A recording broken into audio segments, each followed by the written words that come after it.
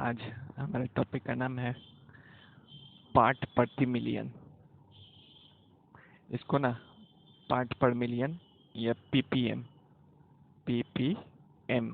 Part पर million कहते हैं। तो क्वेश्चन आएगा कि पीपीएम से क्या समझते हैं या पार्ट प्रति मिलियन से क्या समझते हैं। तो देखिए पीपीएम का मतलब क्या होता है। पीपीएम का मतलब होता है कि विलय की वह मात्रा जो विलियन के 10⁶ ग्राम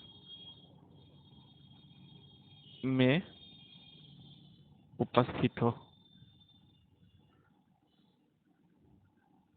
उसे ही क्या कहते हैं, पीपीएम कहते हैं। पीपीएम तो पीपीएम का परिभाषा हुआ कि विलय की वह मात्रा जो विलियन के 10⁶ ग्राम में उपस्थित हो, उसे ही पार्ट पर मिलियन कहते हैं।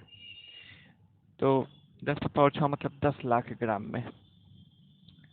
तो अगर हम कहते हैं कि वायु में 5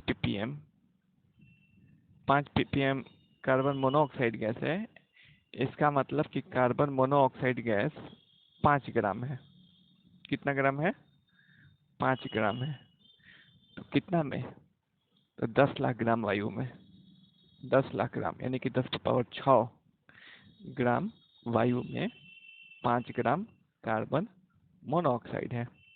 यानी पीपीएम का प्रयोग तभी करते हैं जब विलय की मात्रा बहुत कम हो। इसलिए पीपीएम का उपयोग हम लोग वायु प्रदूषण को मापने में करते हैं या जल के प्रदूषण को मापने में करते हैं। तो अभी हमने देखा पार्ट प्रति मिलियन, इसको क्या कहते हैं, पीपीएम। क्वेश्चन आ सकता है ऑब्जेक्टिव में कि वायु प्रदूषण को किस में मापते हैं, तो पीपीएम में। जल प्रदूषण को किस में मापते हैं, पीपीएम में। पीपीएम का प्रयोग कब किया जाता है, तो जब विलय की मात्रा बहुत कम होती है तब। यहाँ पर एक दूसरा डेफिनेशन है, विलय पदार्थ के भार भागों की वह संख्या जो किसी विलियन के 10⁶ भाग में उपस्थित हो, यानी कि 10 लाख ग्राम में उपस्थित हो। 10 लाख। तो सेम वही परिभाषा हम लोगों का भी है कि विलय की वह मात्रा जो विलियन के 10⁶ ग्राम में उपस्थित हो, यानी कि 10 लाख ग्राम विलियन में उपस्थित हो जो विलय की मात्रा, उसी को पीपीएम कहते हैं। तो हम जान गए कि अगर पीपीएम निकालना होगा तो विलय की मात्रा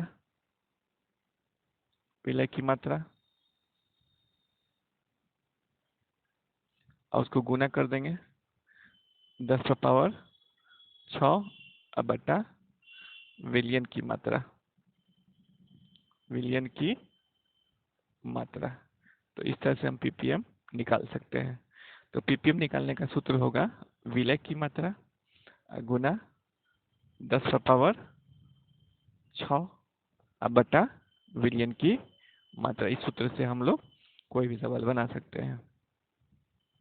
तो देखिए यहाँ दिया हुआ है पार्ट पर मिलियन, पीपीएम बराबर विलय का द्रव्यमान यानी विलय की मात्रा गुना 10⁶ बटा विलियन का द्रव्यमान। तो यह हमारा पीपीएम का सूत्र हो गया। यहाँ WB मतलब विलय है और WB और प्लस WA मिलाकर क्या हो जाएगा, विलियन हो जाएगा। वही सूत्र है। तो पीपीएम का उपयोग कब करते हैं, तो जब विलय की मात्रा ना बहुत कम होती है तभी पीपीएम का प्रयोग करते हैं। तो पीपीएम का प्रयोग किस लिए करते हैं, तो जल की कठोरता को मापने में करते हैं और वायु प्रदूषण को मापने में करते हैं। यह जल कठोर होता है, उसमें कैल्शियम हाइड्रोजन कार्बोनेट होता है। एक कैल्शियम हाइड्रोजन कार्बोनेट ना जल में 16.7 पीपीएम है ना, तो इसका मतलब है कि कैल्शियम हाइड्रोजन कार्बोनेट जल में 16.7 ग्राम है। कितना जल में, तो 10 लाख ग्राम जल में। 10 लाख ग्राम जल में यानी कि 10⁶। यदि हम अगर कहें कि वायु में विषैली गैस है नाइट्रोजन मोनोऑक्साइड, वो भी कितना, तो 10 ppm है। तो इसका मतलब कि नाइट्रोजन मोनोऑक्साइड 10 ग्राम है। कितना में, तो 10 लाख ग्राम वायु में। तो एक क्वेश्चन है कि जब हम लोग पेस्ट इस्तेमाल करते हैं दांत के लिए, उस 500 ग्राम टूथपेस्ट में फ्लोराइड की मात्रा 0.2 ग्राम है। तो फ्लोराइड आयन की मात्रा कितनी है? 0.2 ग्राम। और विलियन कितना है? 500 ग्राम। तो फ्लोराइड आयन का सांद्रता क्या होगा? देखिए, फ्लोराइड आयन टूथपेस्ट में मिलाया जाता है ना कि दांत में चमक आएगा और दांत मजबूत होगा, लेकिन अगर ज़्यादा फ्लोराइड रहेगा ना तो वो नुकसान करता है। इसीलिए जनरली 0.2 ग्राम के मतलब ही लगभग मिलाते हैं 500 ग्राम टूथपेस्ट में फ्लोराइड आयन। तो अगर निकालना होगा पीपीएम में फ्लोराइड आयन का सांद्रता ना, तो पीपीएम बराबर फ्लोराइड आयन कितना है? तो 0.2 है। 0.2 है, यहाँ भी दिखाया हुआ है और यहाँ भी है। 0.2 है फ्लोराइड की मात्रा। अगुना 10⁻6 हो जाएगा। अब बटा विलियन की मात्रा कितनी है? तो 500 ग्राम है, तो बटा 500। इसको जब सॉल्व करेंगे तो 400 ppm आंसर हमारा आएगा। तो फ्लोराइड आयन की सांद्रता नहीं होगी। यहाँ भी है, चूंकि ppm बराबर विलय बटा गुना 10⁻6 बटा विलियन, इसलिए फ्लोराइड आयन का सांद्रता जो होगा F माइनस का सांद्रता यानी कि मात्रा, उसको निकालने के लिए 0.2 गुना 10⁻6 कर दिया गया अब बटा 500। 500 से भाग दे दिया, सॉल्व करने पर 400 ppm आया है।